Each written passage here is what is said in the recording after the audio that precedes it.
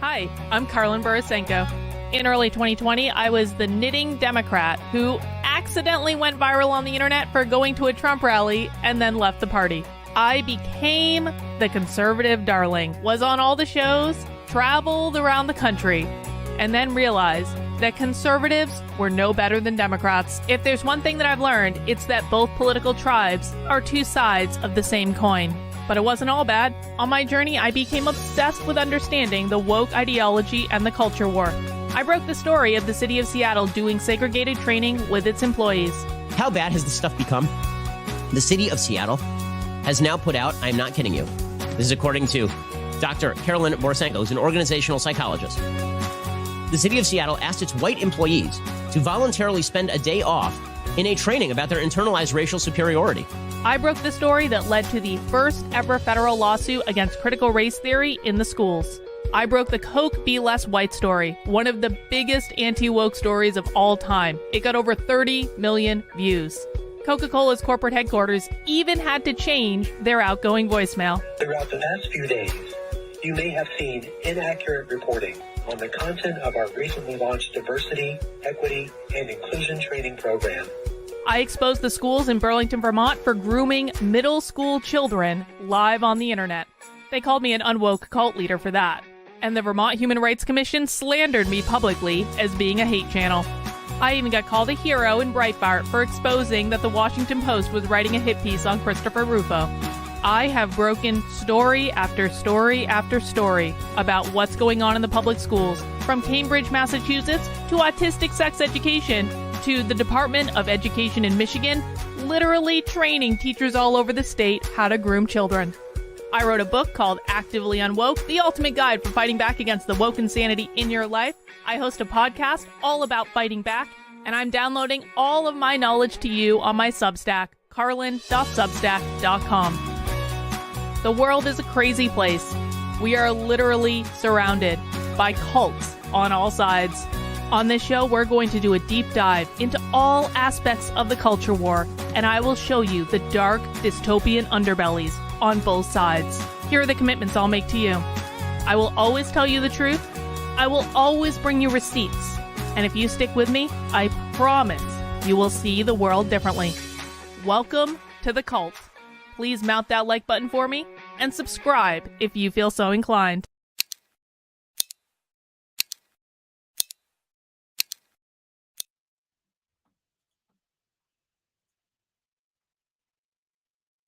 Well, hey guys, I had an overlay there that I didn't know that was there, but welcome to the third official episode of The Cult. I hope you guys are liking this slightly different direction for the channel so far. Now, I do have to start off today. I know you guys can't see because I have a microphone, but I got a present.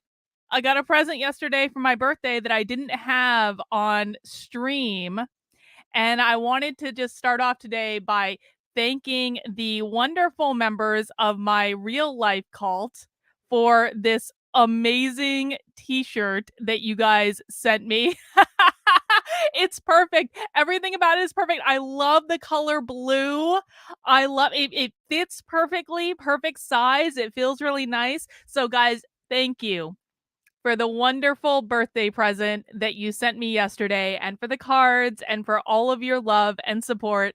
I really do appreciate it, but it is time to get back to business. And we got a bunch of stuff to cover today. The first thing that we're going to talk about is Matt Taibbi.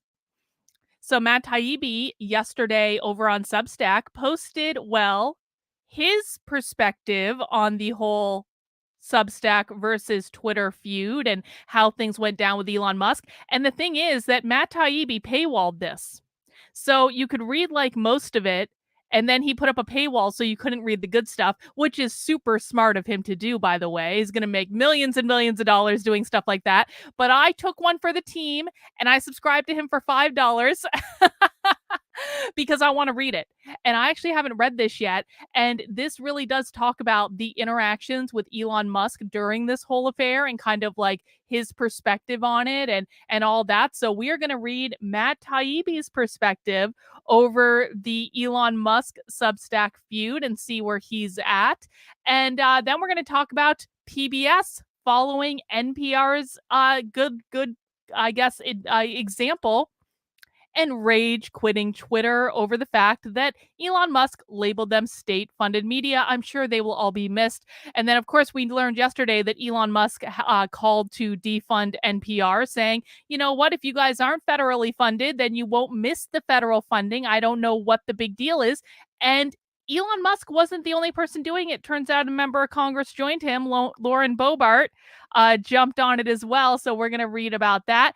And because of that, of course, the left is backlashing against Elon Musk.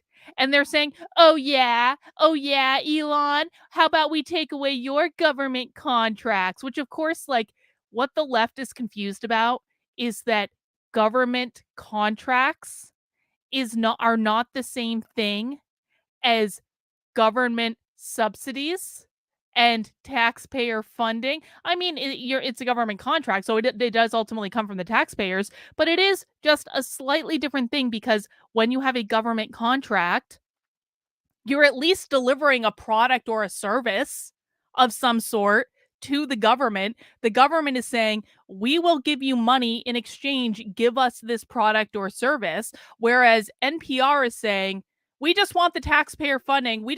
Just give us money. Don't worry about what we do with it. Just give us money. We're going to use it for the greater good. We promise. Those are two completely different things. Of course, in the land of the woke left, they don't acknowledge such things. And then, we're gonna talk about what might be my favorite topic of the day. If you have already paid your $2 super chat, you don't owe me a second one. But we're gonna talk about how I was right. And the reason I was notified about this is so last night, this group Unheard posted this tweet on Twitter that says the GOP's pro-life focus risks derailing the whole anti-woke movement. Duh. I said this a year ago. And the reason I found out about this is Bill. Shout out to Bill. We love Bill. Bill tagged me in this and he said, Carlin's been pointing this out for at least a year.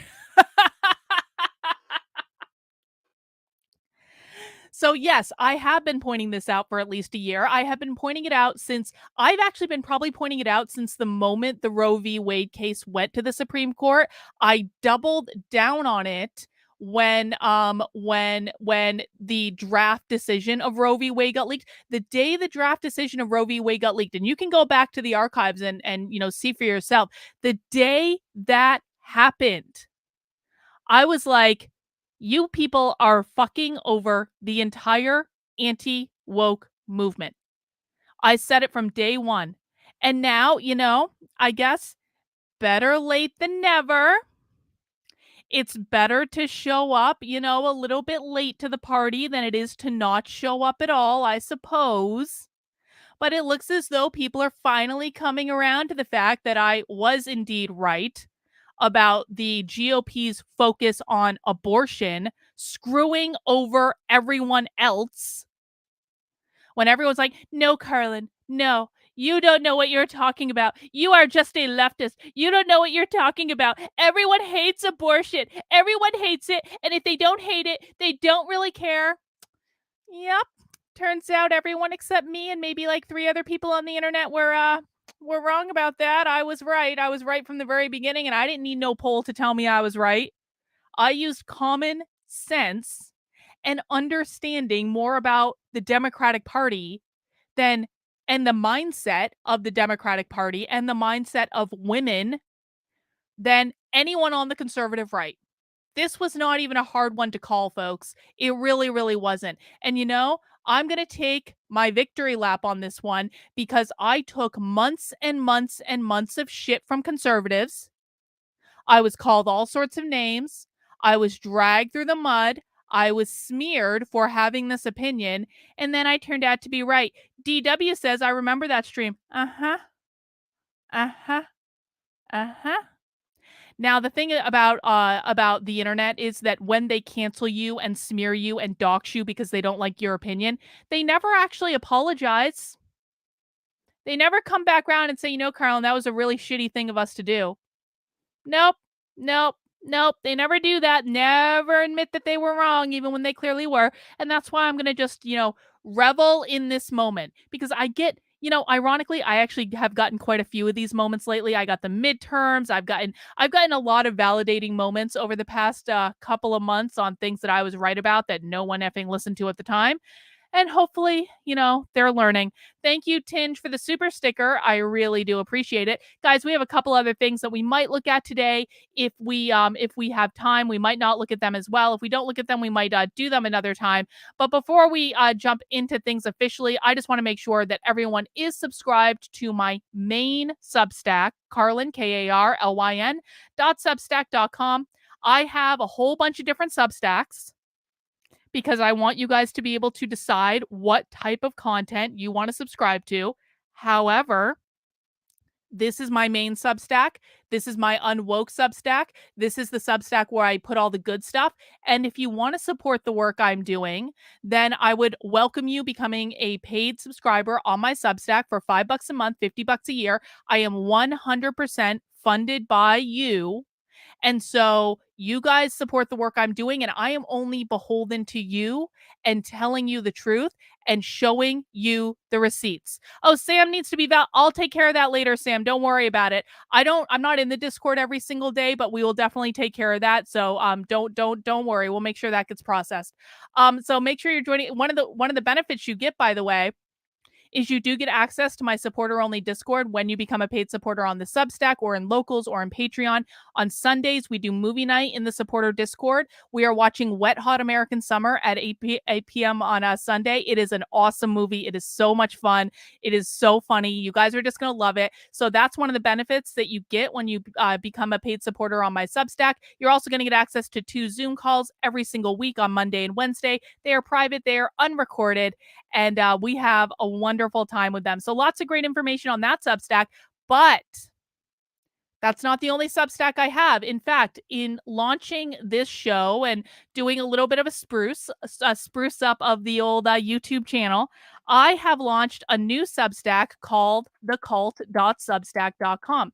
Now, what you're going to find on this Substack, if you want to subscribe to it, is that you are going to get an email prior to me going live for the show. And what that email is going to have in it is the links where you can watch the show. You can watch on Odyssey, Rockfin, Rumble, and YouTube. Obviously, most of you are watching on YouTube, but shout out to anyone on Odyssey, Rockfin, or Rumble, which are the alternative platforms that I stream on. You're going to find the links there, and you're also going to find a list of topics and links for the show notes and the things that we're going to cover. And so you're going to get a little sneak preview. You can decide if this is something you want to see, if you don't want to see. If we don't get to some of these other topics today, you're still going to have those in the show notes. You're going to have an embed for the live stream and all that stuff. And that is sent out prior to the show as a little reminder, and also just so all of the stuff can be nicely in one place. There are other things I'm doing on this Substack, including making a video archive where I'm basically taking the live stream from the live show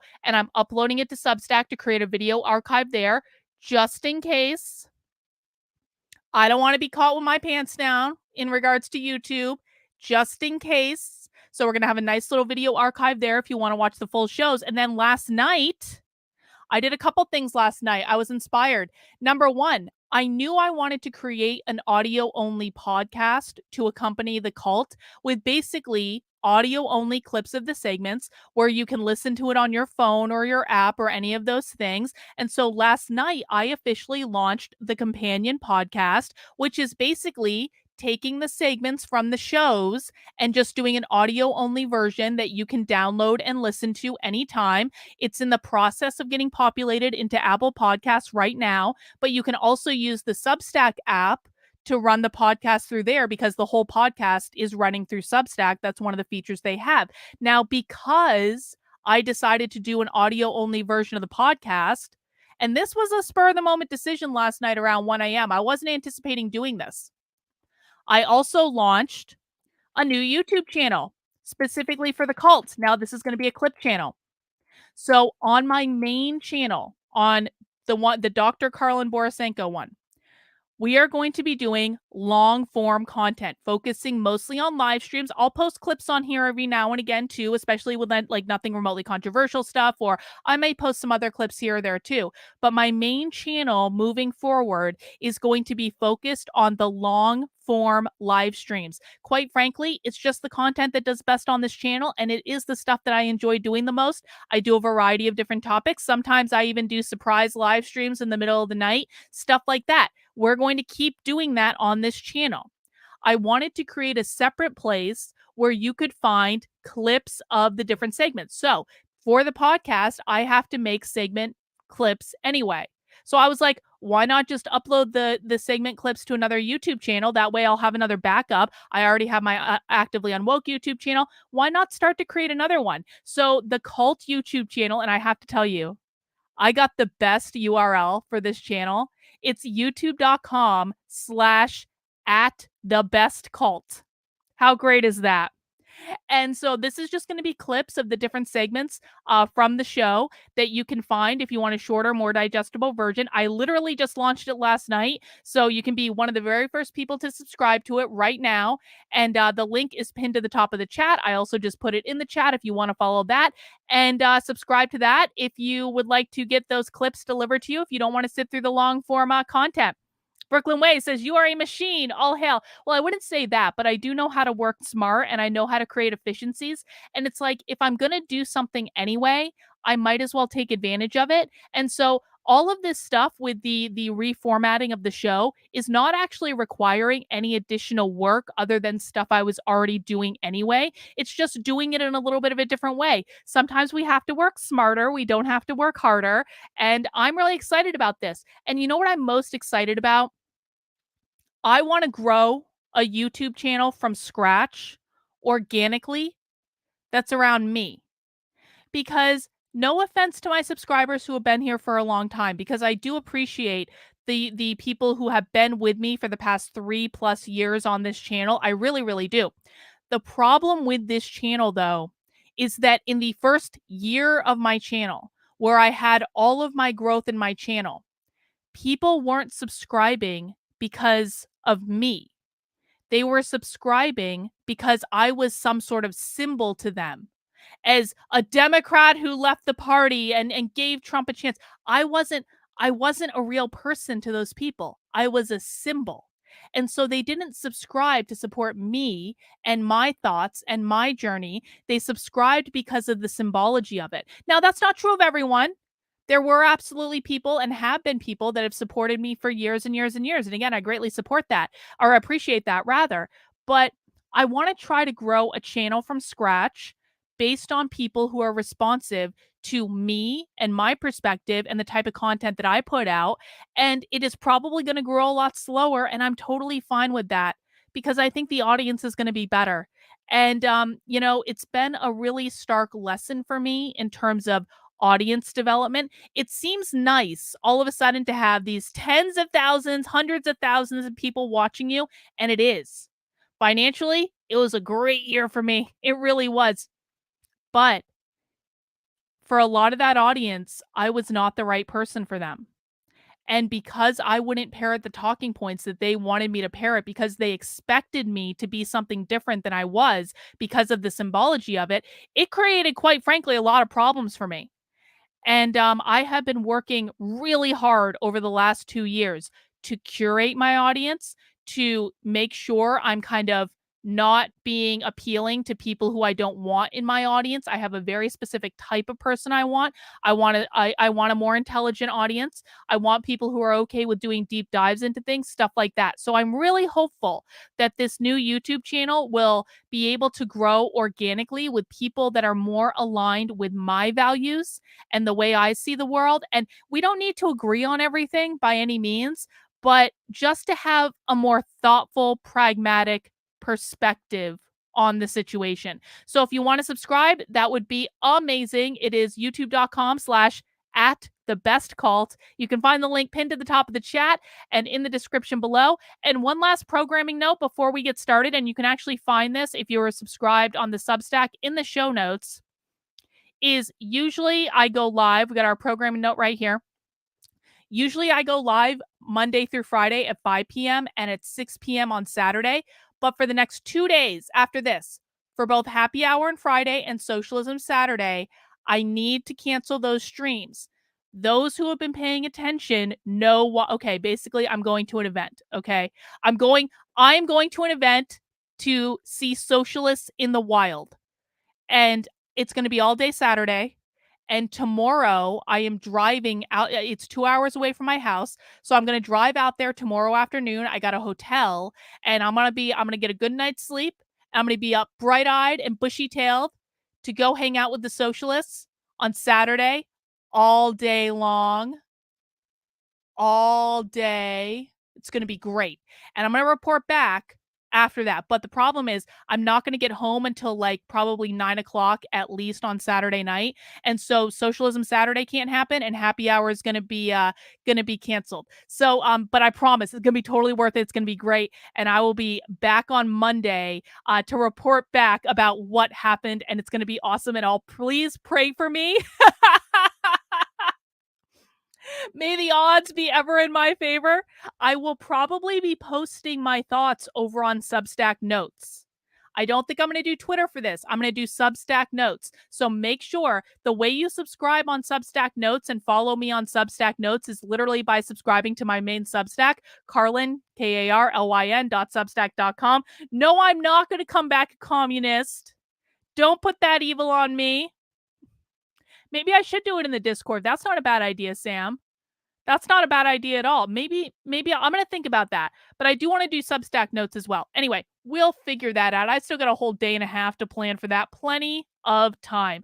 But let's jump right into it. And I want to go to Matt Taibbi's article first. Guys, please mount that like button for me if you would be so kind. So Matt Taibbi posted about the whole Twitter debacle. And, he did a whole long lead up to it. But I want to get down to the good stuff. He's talking about the Twitter files and all this stuff. I don't want to read all that. Matt Taibbi is a little long-winded. All right. So here is where we get into the good stuff. And for those who don't know, so last week, and I covered this several times on my Substack, last week, basically, Elon Musk disabled all Substack links. You couldn't reply to them. You couldn't like them. You couldn't retweet them. If you tried to click on a link, a Substack link on Twitter, you got told it was a dangerous site, and they shadow banned the Substack Twitter account because they were pissed off that Substack launched a Twitter competitor. Essentially, that's way better than Twitter. It is far superior to Twitter in like every possible way. It's so nice. But this really pissed off Elon Musk. And Matt Taibbi has a really popular Substack, like over 350,000 subscribers. Matt Taibbi also happens to be one of the Twitter files authors, okay? And so basically, Matt Taibbi got blocked from posting his Substack stuff, where he makes a metric boat ton of money from Substack. He got blocked from posting his Substack links on Twitter. He was like, what the F? And he decided to stick with Substack. So in the breakup of Twitter and Substack, Matt Taibbi chose Substack, which makes sense. That's where he makes all his money. Why wouldn't he choose Substack? So now Matt Taibbi has posted on his Substack a little rundown of his perspective. Let's read. And this is the first time I'm reading this. I don't know what this is going to say. I first found out there was a problem. Hang on. Brian, spy stream. She's in the room. $2. Uh-oh. I can't stream it. I cannot stream the Socialist Conference. Okay, guys, I can't do it.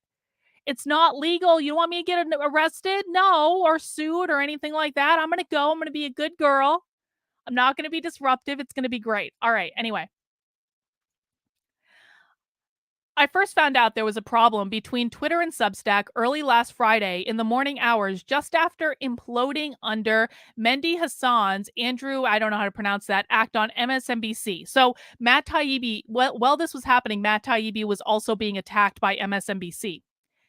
As that joyous experience included scenes of me refusing on camera to perform on-demand ritual criticism of Elon Musk, I first thought I was being pranked by news of Substack URLs being suppressed by him. No way, I thought.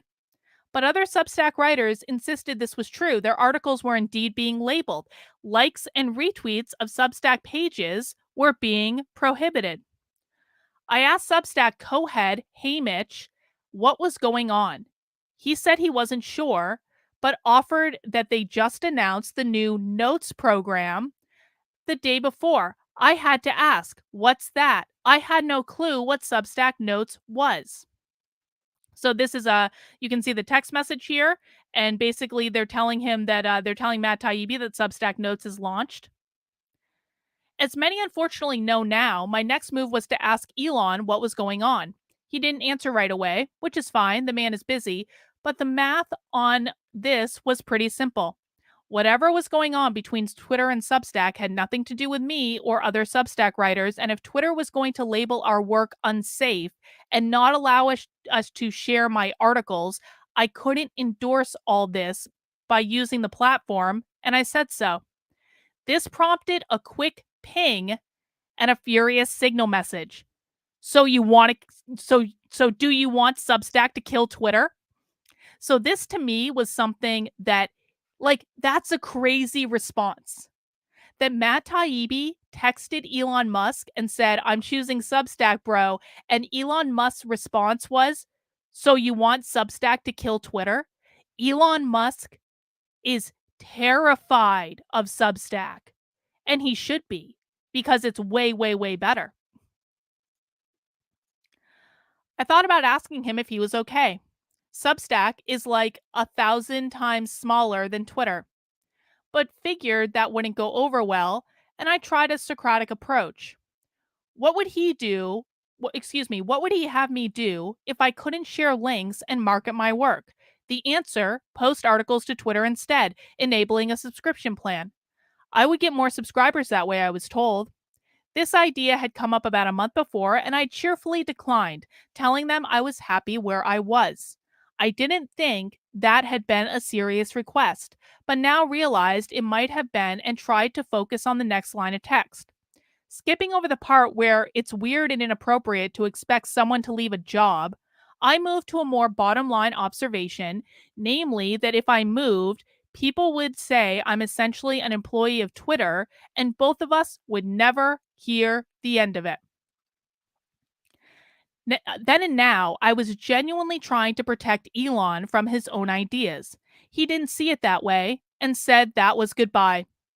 Through a fatalistic laugh, I asked if this was because I wouldn't leave Substack, to which he reiterated it was because I'd chosen to support a company that wants to kill Twitter. Now, to be really clear, although I absolutely do believe that Substack Notes is like far superior to Twitter in every possible way, up to and including the fact that it just works within the entire Substack ecosystem. Like, Substack is not a replacement for Twitter, though. Substack is so much more than Twitter. Substack is long form articles and writing and blog posts, if you want to use that terminology. Substack has video, like long form video. Substack has podcasts. Substack now has notes. Substack also has a private chat feature for your community. Well, it's not even private. You can use a chat feature with your community to start different threads and discussions. I'm hosting a contest in one of my chats right now. It's amazing. You can even see right here, I'm in Matt Taibbi's Substack. When I highlight anything in any Substack, I can just quote, retweet or restack that, and it quotes it directly onto Substack Notes, and I can send out a little thing. It just all works together. That's part of what makes Substack so great. But Substack is not designed to be Twitter. Substack is a completely different platform. And if Twitter can't compete with Substack, I'm sorry, that's Twitter's fault. Right now, Twitter is a hellscape in which everyone is angry all the time and is a really uncomfortable place to be unless you're addicted to outrage and you're trying to use it to feed an outrage addiction. The only reason I'm still on Twitter is because of the news. I hate Twitter. I hate everything about Twitter. I think it's awful. And but they have the best breaking news, and you can find out things really quickly, and you can see kind of like the community reaction, and it allows you to gauge a lot of stuff. So it's very beneficial in that regard. Substack is not doing that, at least not yet. But guess what? On Substack Notes, I'm able to access a much more diverse set of ideas because Substack Notes doesn't have an algorithm. So are they competitors? I mean, maybe, but Substack is way different than Twitter, especially when you're using all the features of the platform. And quite frankly, I think it's way better than Twitter, but it's not going to kill Twitter anytime soon. But Elon Musk is obviously scared enough of it that he completely blew up his relationship with Matt Taibbi.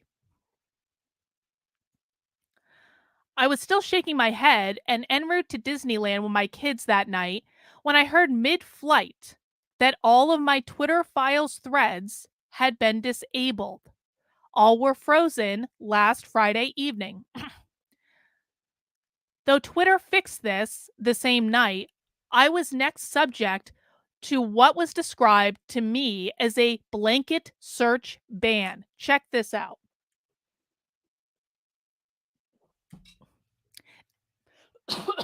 Excuse me, guys, water going down the wrong pipe. To the outside world, this looked like shadow banning to the degree that was comical, even compared to the weirder edge cases I'd seen in the Twitter files. Look at this. Elon Musk is such a petty child that not only did he disable all Substack links, not only did he shadow ban the Substack Twitter account, not only did he blow up his relationship with Matt Taibbi, but for an extra level of vengeance, he shadow banned Matt Taibbi mercilessly and took down all the Twitter files as vengeance. Now, listen, I said yesterday on the show, and I do actually mean this, I think that Elon Musk is a net positive. I really do. He is a based king. He does some things really well. And so we have to give credit where credit is due. No one is all bad or all good. People can be a combination of both and oftentimes are. But the way Elon Musk took down that BBC reporter was awesome. The way Elon Musk labeled NPR and PBS state-funded media or state-affiliated media, that was awesome. However, what we're seeing here is Elon Musk's more childish, petulant side, which is not so awesome. It's not okay to shadow ban your enemies, Elon. That's how we ended up in this position in the first place. And see there. During this time, I was also performatively unfollowed. What grade are we in? And had my Signal exchanges posted. I didn't realize that. Oh my God. I knew Elon Musk unfollowed Matt Taibbi. I didn't realize he posted their Signal communication.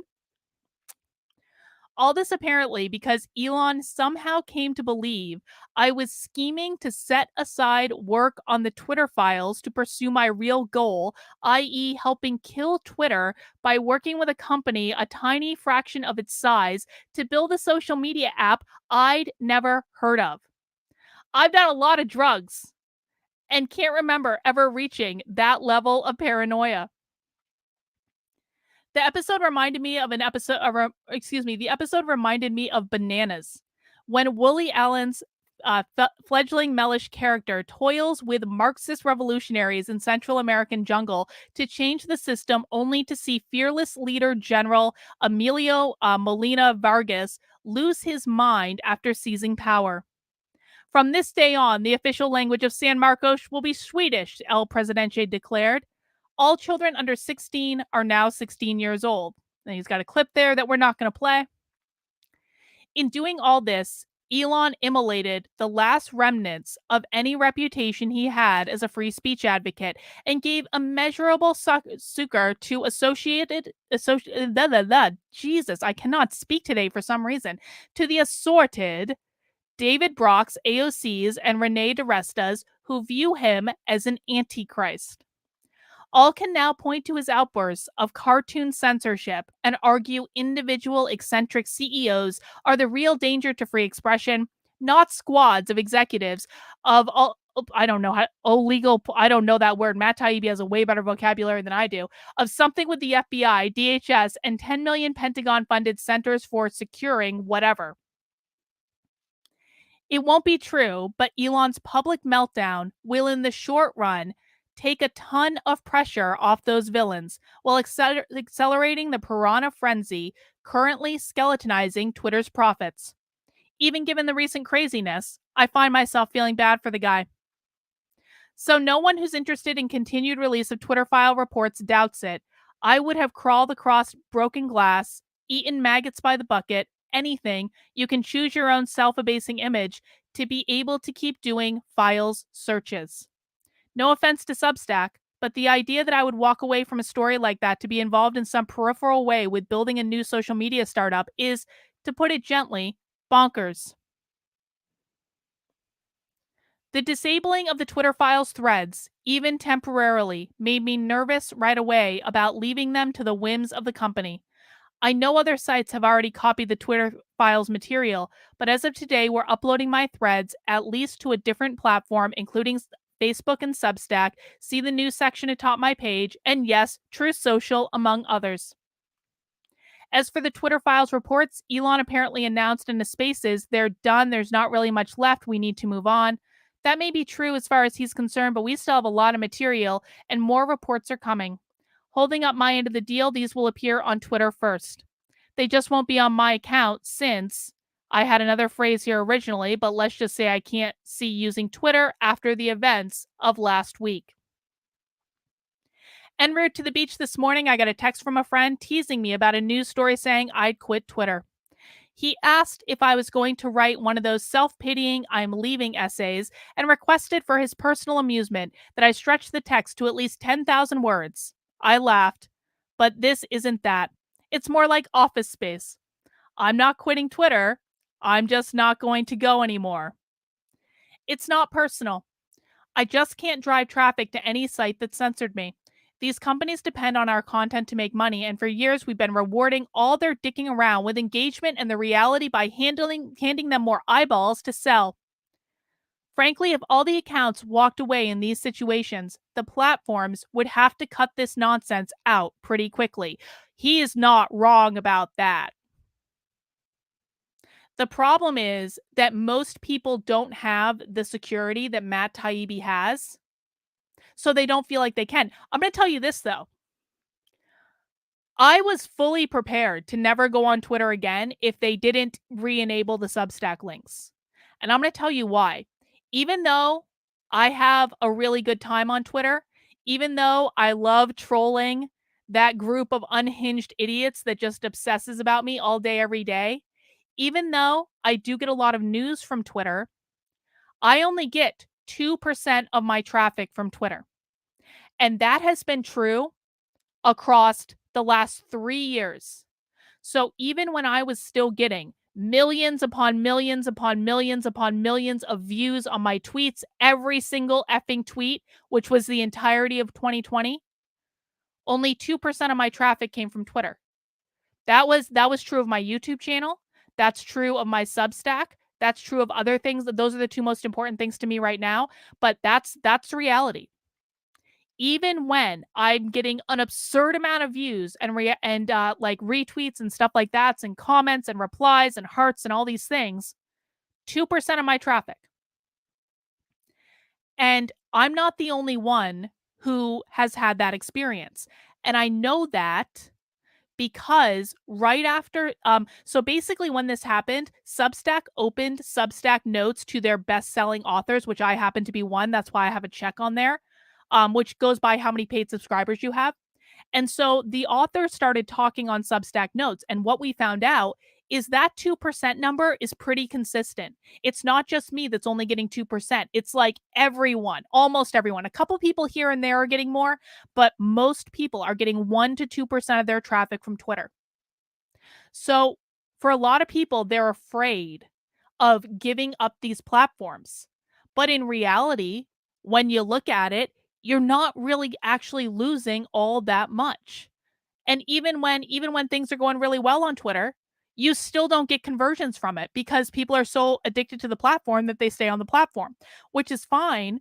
But Matt Taibbi is 100% correct that the answer is to just leave the effing platform.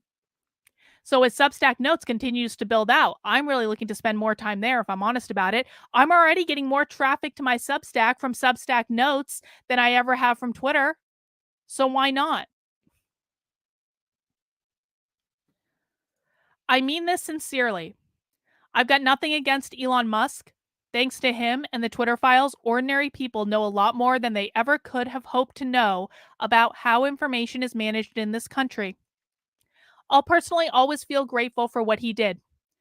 But he's high as Snoop in a weather balloon if he thinks banning commercial rivals is going to solve Twitter's problems. The whole thing's really a shame. With apologies to my wife and children, now I really have to get back to vacation. And that is Matt Taibbi's views on the whole Twitter situation. Good for him. Good for him. And Matt Taibbi is active on Substack Notes. I've seen him post several times. And another thing about Substack Notes is there's not a ton of activity right now. So if you want to get in front of people who are posting on there, you really, really can. So guys, I would highly recommend that everyone join Substack Notes. And again, if you want to subscribe to me, the way that you follow me on Substack Notes is by literally subscribing to my Substack, carlin.substack.com. And I do hope I see you over there because it's so much nicer than Twitter. It's so much nice. But that, of course, is not the only story that we're going to talk about in relation to Twitter. Yesterday, we talked about the fact that NPR and Twitter have broken up. NPR rage quit. Twitter said some really hurtful things to NPR. They called them state-funded media. And then NPR was like, F you, Twitter, I'm leaving. And then Twitter's like, okay, bye. And then NPR was like, no, you don't understand. I'm leaving Twitter. And Twitter was like, okay. And then NPR was like, aren't you going to apologize to me? And then Twitter was like, no. Well, it turned out that apparently Twitter and PBS went out for coffee, and NPR said to, not Twitter, and I'm going to start again. It appears that NPR and PBS went out for coffee, and apparently NPR said to PBS, can you believe that asshole Twitter? He was so mean to me. And PBS is like, you don't have to take that, girl. It's all right. Twitter doesn't deserve you, NPR. And then NPR was like, I know, Twitter won't even apologize. And then PBS was like, you know what? I'm going to call Twitter and I'm going to give them a piece of my mind. And then PBS rage quit Twitter as well. Let's read. This is in Bloomberg. PBS joins NPR in quitting Twitter over state-backed label. The Public Broadcasting Service has followed National Public Radio in quitting Twitter after the social media network labeled both organizations government-backed media. PBS stopped tweeting from our account when we learned of the change, and we have no plans to resume. At this time, PBS spokesperson Jason Phelps said in an email, we are continuing to monitor the ever-changing situation closely. The spat began after Twitter tagged NPR as state-affiliated media, a description it uses for propaganda accounts from Russia and China. Twitter later changed the wording to government-funded media, but the organization has called the description inaccurate and misleading because it's a nonprofit group with editorial independence. I don't care if you have editorial independence. You are paid for by us.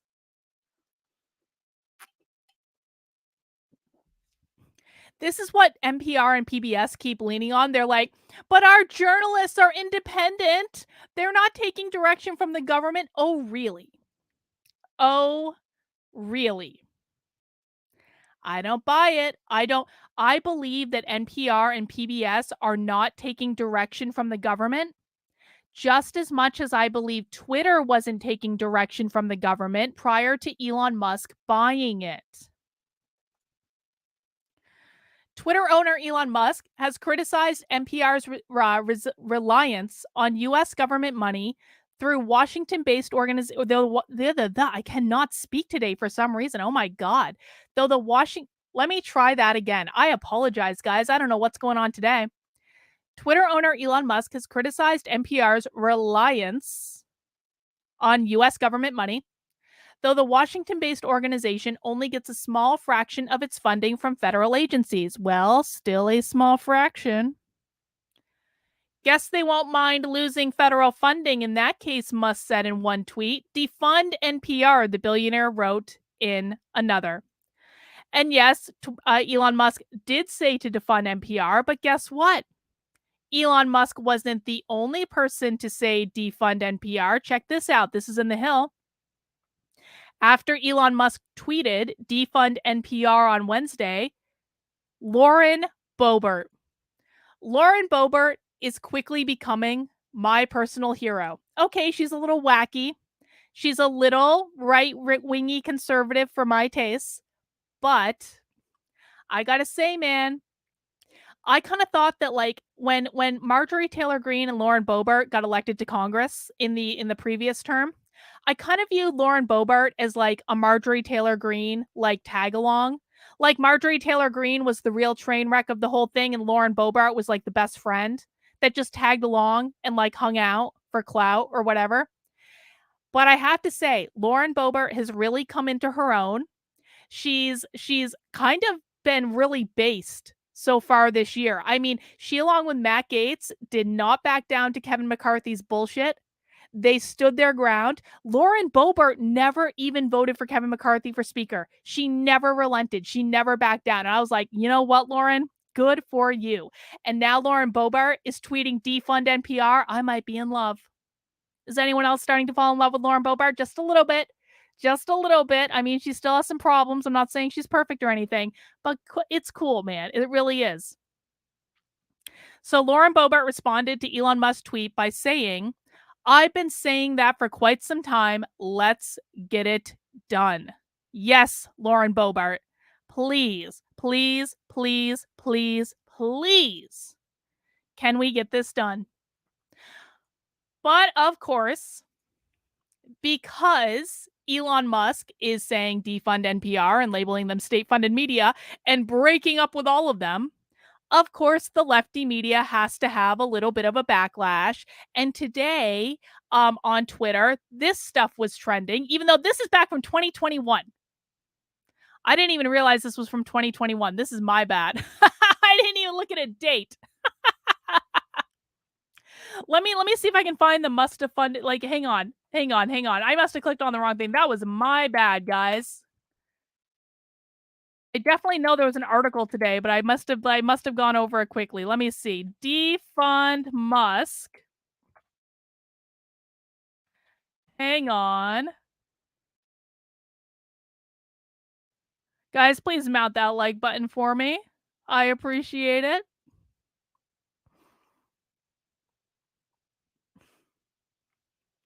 Well, let me just show you, because there is actually a defund Musk movement on Twitter right now. Here we go. We can look at it together. We've got Seth Abramson, who is a massive, massive lefty, talking about it. What's trending? NPR has left Twitter after it was falsely labeled state-affiliated media. Musk responds by requesting that people defund NPR. Now many are asking to defund Musk, as he's also benefiting from billions in government subsidies. So this is actually a thing that's happening on Twitter right now, is the lefties are backlashing. Let's see if we can find something else. Defund Musk is trending. Note how Tesla actually works, selling carbon credits and tax subsidies equals corporate welfare, etc., etc. And see, this is why that Business Insider article came up, because it's just been trending today, even though it's from 2021. I didn't even realize it was from 2021 because I didn't look at the date. That was my fault. But here's another one. Elon Musk's growing empire is fueled by $4.9 billion in government subsidies. Again, I'm going to explain this to anyone who might not understand. What they're talking about are government contracts. Okay? So there's a difference between what Elon Musk is doing in terms of saying, hey, government, I have some products and services that I can sell you. Do you want to buy them? And then the government's like, sure, here's a metric boat ton of money. Can you give us your stuff, please? That's what Elon Musk is doing. All right. What NPR is doing is saying, hey, government, we're doing things that are good for society. Can you give us money, please? We're not going to give you anything back in return, but we promise that we're going to keep doing things that are good for the world if you give us money. And then the government's like, sure, NPR, here you go. So that's the difference between the two.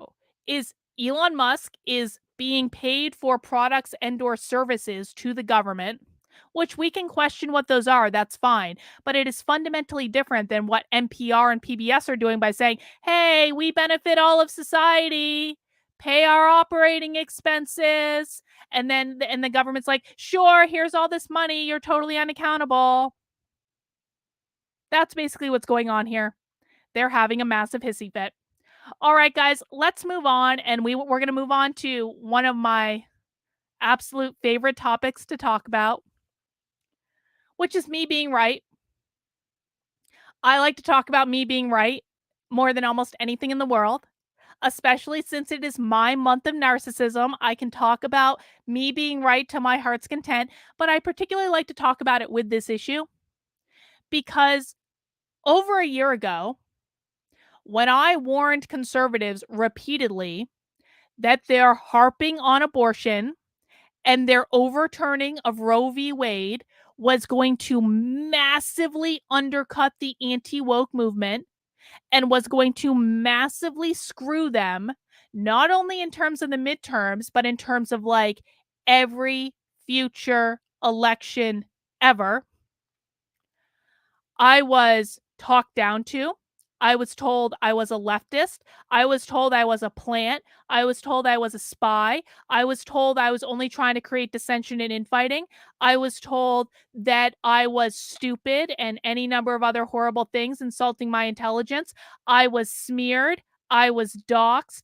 I had 19 levels of blowback for pointing out that the overturning of Roe v. Wade was a massive mistake that was not only going to cost them future elections, but was also going to undercut the work of so many anti-woke activists.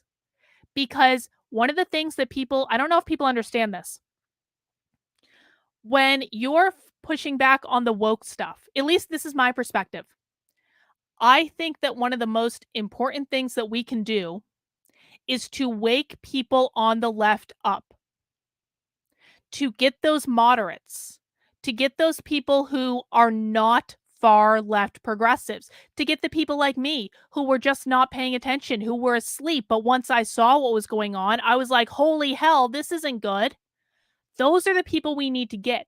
And the reason those are the people we need to get is because those are the people that actually do things.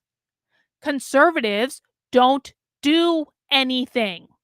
In fact, James Lindsay, not that one, this one, James Lindsay just called out conservatives yesterday.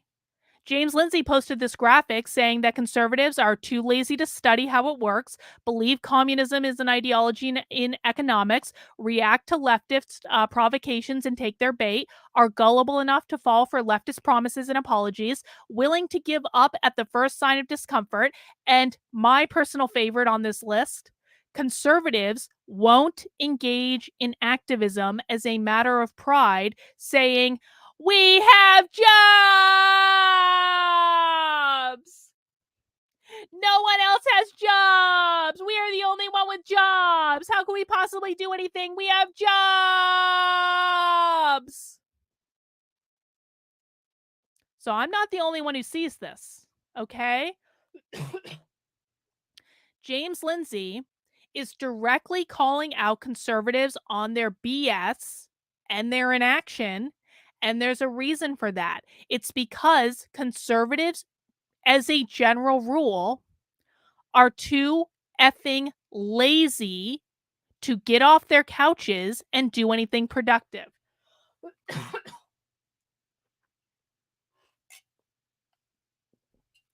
So, it is my contention, and has always been my contention, that one of our top priorities in the so-called anti-woke space is that we need to wake more people up. We need to red pill more people. We need to get people who are more moderate or even just a little bit lefty on our sides and show them what's really happening. Now, what happened with Roe v. Wade is it completely shut off our ability to do that. And the reason is that you lost every single woman who was ever even remotely, even a little bit of a Democrat or even pro-choice in any way. And by the way, there are Republican women who are pro-choice. There were a lot of people who left the Democratic Party in 2020 who are pro-choice. And that issue is so much more important to them. So what happened in 2021 was the GOP did something correctly. They focused in the state of Virginia on education, on the schools, hammering them on education in the schools. And because they focused on that in 2021, Glenn Youngkin narrowly, by the skin of his teeth, won the governor's race in Virginia because they focused entirely on the schools. After Roe got overturned, that all got thrown completely out the window. Completely gone. Impact gone. And so then you were left in a reality where the only two teams that most people perceived that they had to choose from were crazy pro-life people on the right who were only talking about abortion, and crazy people on the left who, yes, may have been shouting their abortion and celebrating their abortion, but they were pro-choice. So if you're a pro-choice moderate woman and you're not hearing anything from the schools at all from the Republicans because they're so focused on the pro-life nonsense, then you're going to go with the pro-life people. This is just common sense, okay? I was saying this for over a year. And now it looks like some people are finally catching up. It looks like some people are finally coming around. And last night, Unheard posted this article. Abortion is a big vote loser for Republicans.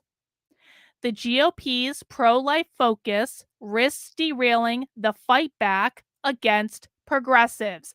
I just want to welcome you all to the party. I've been here for a while. I've warmed up the room for you. I've poured some cocktails because God knows we're all going to need them. We've got some appetizers cooking. We got some pizza coming. Settle in. We're going to be here for a while. Let's read this article. Anglosphere's country's best chance of beating the civilization autoimmune disease I call cultural socialism, elsewhere known as wokeness, is a total reform of corrupt institutions. Oh, there'll be weed too. Don't worry about it. Don't worry about it, Captain. I got you. I got you. That goal is only within reach in the United States thanks to an electorate that has woken up to culture war issues and politicians willing to take on the progressive establishment, notably Florida's Ron DeSantis. Yet the pro-life movement is now the biggest obstacle to making that happen. Huh. How so? Abortion bans are unpopular with nearly a third of Americans saying abortion should be illegal in most cases. Even 40% of Republicans are opposed. In Florida, DeSantis has said he will sign a bill into law that would restrict abortion to within 6 weeks of pregnancy, effectively outlawing the practice. Since 2 in 3 Florida voters oppose the measure, it represents a big withdrawal from the state governor's bank of political power. As the 2022 midterm showed, anti-abortion politics is a major vote loser for the GOP, and current polls rank as their biggest weak spot. In effect, abortion fundamentalism is likely to damage Republican chances at state and federal levels fatally. I'm going to say that again. In effect, abortion fundamentalism is likely to damage Republican chances at state and federal levels fatally. I've talked about this before, but after the Roe v. Wade draft decision was released in the state of New Hampshire, which we had like one of the swing races for the Senate last year, for 6 months prior to the election, there was not a single day that went by that I did not see an anti-abortion ad. And I don't watch that much media. I watch YouTube every now and again for like royal content and gossip and like some other like stuff here or there. I barely watch TV. And yet every single day for 6 months prior to the election, I was watching ads railing on abortion, like the pro-life stuff, funded by Democrats. Are you going to let these evil, vile people take away your rights? It was like the most heinous hateful stuff that you could possibly run on the networks. And I'll tell you, the GOP in New Hampshire had no response to it. In fact, I know for a fact that the GOP very purposefully bought no advertising to counter it. So Democrats used abortion to fund 6 straight months of anti-pro-life ads in the state, like pro-choice ads, telling women they have to be afraid of Republicans, telling them they're going to turn it into a Handmaid's Tale, all this stuff every day for 6 months, whereas the GOP did nothing. That is how it is the fatal blow to the GOP, because the Democrats use this issue to fundraise endlessly. And they will convince every single woman that has ever been pro-choice. And for Republicans and conservatives who have never been a part of the Democratic Party before, I cannot adequately explain to you how important this issue is for women who have ever been associated with the Democratic Party. If you take this away from them, and you did, they will lose you. You will lose them forever. Forever. All of the votes that you got from walkaway in 2020, every single Democrat who defected to vote for Donald Trump in 2020, they are never going to vote for Republicans again. I'm going to say that one more time. Every single lefty that you got to defect in 2020 because you said, we're the big tent, we welcome people with all ideas, we're not like those crazy lunatics that had riots all summer, come with us, we're better. You got a lot of people to leave the Democratic Party and vote for Donald Trump in 2020. And almost every single one of them has now been lost because of the abortion issue. And not only are they lost in terms of elections, they aren't responding to the stuff going on in the schools anymore either, because they don't want anything to do with you, because you pissed them off so badly. This is how badly the GOP bungled this whole affair.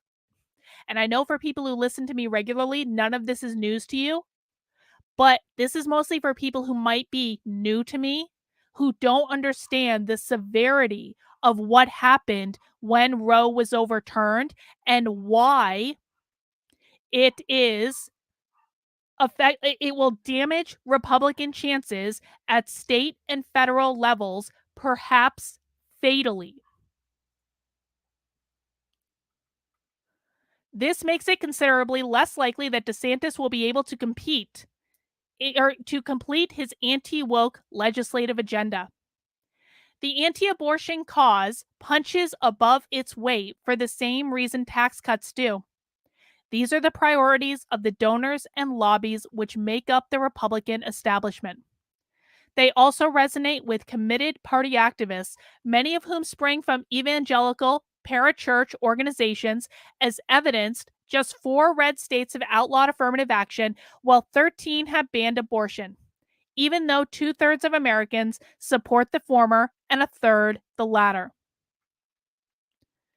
Kristi Noem of South Dakota and Eric Holcomb of Indiana are 2 Republican governors who have vetoed bills that would prevent transgender athletes from competing in women's sports, despite clear majorities of state voters supporting such bans.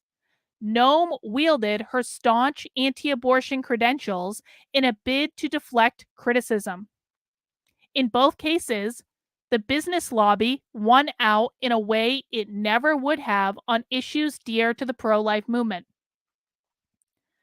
The question remains as to why conservative parties have been so slow to counter affirmative action, woke schools and colleges, and captured bureaucracies when such policies are extremely popular. The answer is that small and unpopular establishment causes, like invading foreign countries, banning abortion, or cutting Social Security, are better organized and funded. Until culture war and border issues can level the playing field, they will continue to be thrown under the bus by the GOP. Abortion, like the economy and foreign policy, is also a sandbox that progressive sections of the media will permit conservatives to play in without being accused of racism, sexism, or homophobia. Plowing established furrows is easier than breaking new ground. The Republican establishment says it cares about ending affirmative action, halting critical race theory and gender in schools, and controlling the leaky southern border. In reality, it is willing to sacrifice these populist causes to mollify the unpopular fixations of the party's donor class. 100% correct. 100%. I just wish we had gotten there a little bit earlier. That's all. I just wish we had gotten there prior to the midterms.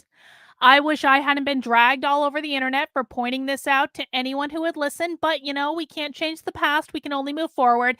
And everyone who denied I was right about that one owes me a $2 super chat. And I appreciate people paying up. All right, guys, I have one more thing I want to talk about before we conclude for today. And I just want to do a quick chat about Dylan Mulvaney. And I want to play you a clip from Nothing Remotely Controversial that I uploaded earlier today. And listen, here's the thing about Dylan Mulvaney that conservatives really need to hear. And the reason that I'm gonna play this clip and I'm showing you Brad's tweet is that not everyone watches Nothing Remotely Controversial. Nothing Remotely Controversial is a great show. I do it on Tuesday evenings with Joshua. We talk about the news, and Joshua, who is a professional psychic in real life, uses his psychic magic to help us kind of like peer beneath the surface and look at the problem from different perspectives. It's fun, even if you don't like psychics. It's a really good time.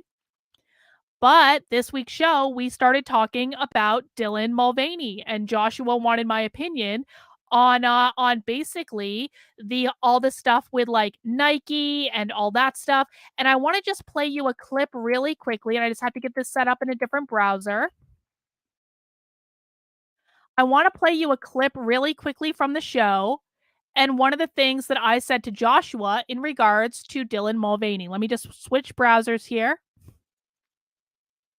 It's really, really short. It's only a minute long. People are going to get, hang on, I'll start again. I'm not sure that went through. Okay.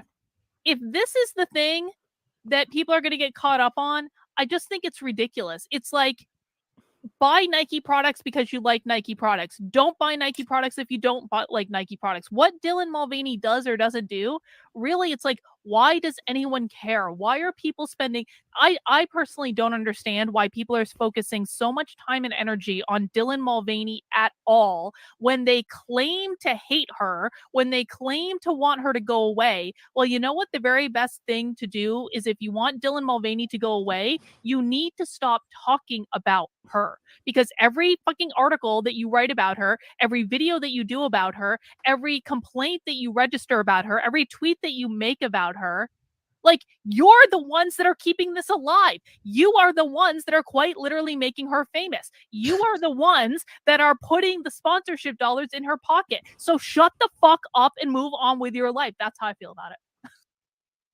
So I think I was pretty direct about that. If you don't like Dylan Mulvaney and you don't want Dylan Mulvaney to be famous, then stop talking about Dylan Mulvaney. And I'm not the only one who feels this way. Brad, who, I have my differences with him, but I have my differences with everyone. I have my differences with every conservative shill. Brad pretends to be a libertarian, but he's not really a libertarian. But sometimes he says libertarian stuff. So we go with, you embrace what they get right. You leave aside the rest. Brad tweeted yesterday, Dylan Mulvaney is only super famous because of conservatives.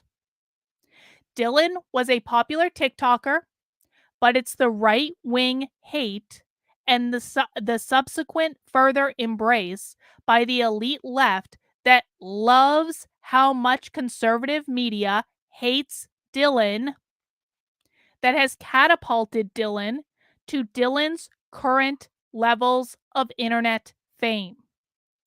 That is simply a fact. Brad is correct. Conservatives and conservative media are the reason that Dylan Mulvaney is getting Nike contracts and Budweiser contracts and going to award show and this and that and the other. If conservative media was not constantly complaining every single effing day of the week about Dylan Mulvaney and crying about Dylan Mulvaney and complaining about Dylan Mulvaney and posting yet another effing outrage video about Dylan Mulvaney, Dylan Mulvaney would not be as famous as Dylan Mulvaney is. That is just reality. And when I post about this, what I hear from conservatives is, we don't talk about Dylan Mulvaney. Yes, you do. Because every single time I post a video about Dylan Mulvaney, I have more comments on that video than any other thing I post. Every single time I make any sort of social media reference to Dylan Mulvaney at all, I am inundated with comments and hysteria and nonsense from conservatives. Overwhelmed. Every single time. And in the same sentence, they're saying, we don't care about Dylan Mulvaney. We don't talk about Dylan Mulvaney. We don't. Yes, you do. I'm sorry. It is not like the reason that conservative influencers are talking about Dylan Mulvaney so much is that their audience is so teed up about Dylan Mulvaney that they will consume any related content to Dylan Mulvaney. The quite literal reason that I'm talking about this on this show is to make a clip of this segment, to post it on my other channel, to have Dylan Mulvaney in the title, because I know that clip, just by having Dylan Mulvaney in the title, is going to tee off conservatives, and they're all going to come and watch it, and they're all going to come and complain, and it's going to help the channel grow and all that good stuff. That is the literal only reason I am making this clip right now. To be able to say that if you want Dylan Mulvaney to go away, you need to stop talking about Dylan Mulvaney.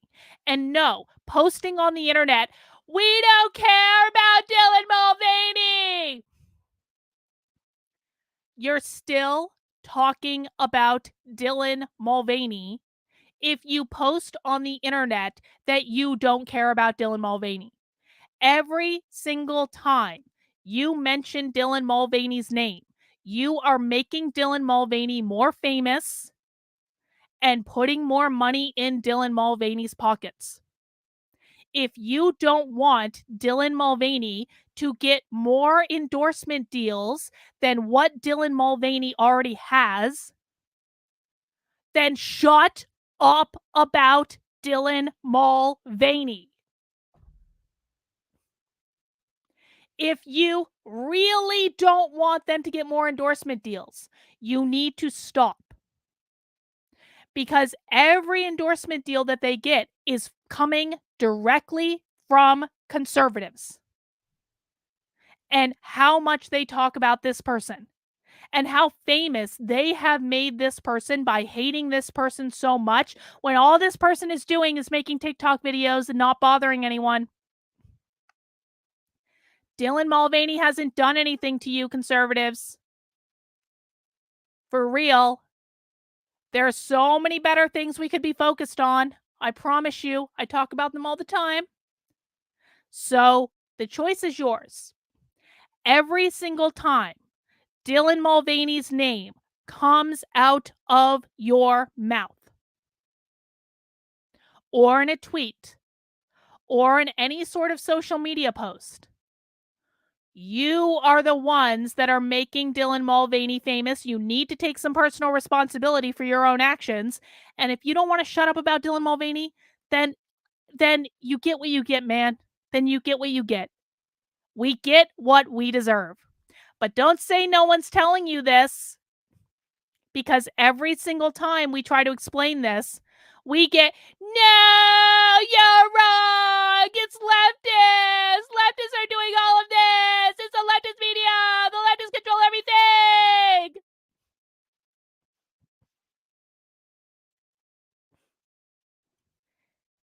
The leftist media is not controlling you personally that's listening to this right now. The leftist media is not controlling what is coming out of your mouth or your keyboard. I promise you, if every conservative just stopped talking about Dylan Mulvaney right now, then Dylan Mulvaney would go away.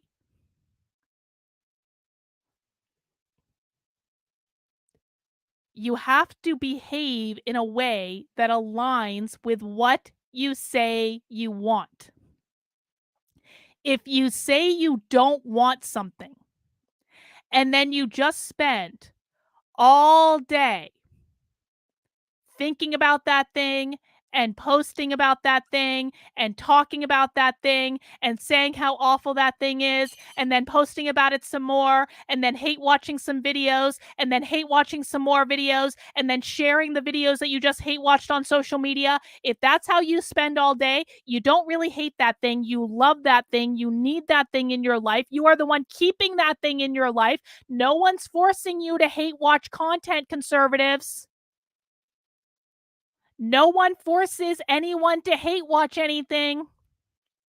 That's a personal choice. I think I have beat this dead horse. I think I have made my point. I may have blown out an eardrum or two in the process of people who are wearing headphones, and I do apologize for that. But goddamn, I am so sick of this. I am so sick of every single day of the week being a Dylan Mulvaney outrage day. All right, guys, that's all I have for this episode of The Cult. If you enjoyed it, I hope you'll consider mounting that like button for me. And again, please make sure you subscribe to my newly launched new YouTube channel, which is youtube.com/@thebestcult. And this is going to be where the clips from the show get posted. It is only a clip channel. And so I'm trying to build it out. I literally just launched it last night. If you want to subscribe, please make sure you do. and you'll get new clips from the show if you don't want to watch the long form content, which would be great. Other things you can do are, of course, to subscribe to the Cult Substack, where you will get show notes, and we're also creating an audio only podcast and a video archive.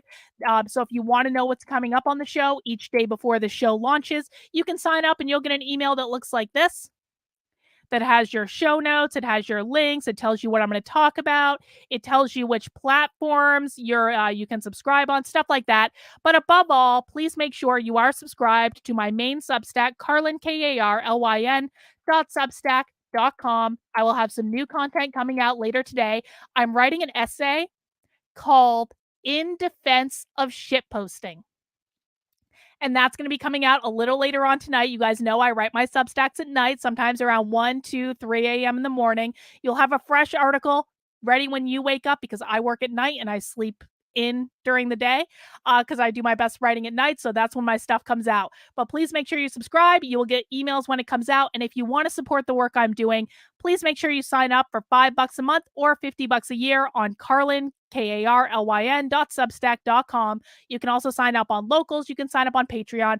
All the links are in the description below. And if you sign up as a supporter, you will get access to my supporter Discord, where we are doing movie night on Sunday. We do movie nights every Sunday. This week we are watching Wet Hot American Summer. It's going to be awesome. And so I will look forward to that. Guys, I'm taking tomorrow off because I'm going on a socialist adventure. I will see you next week, but I will be posting updates on my Substack, on probably my Twitter, Substack notes, all the different places. Make sure you're following me on social media, and I will let you know when the next stream is. It'll probably be on Monday. But guys, have a great weekend. Take care, and we'll see you soon. Bye.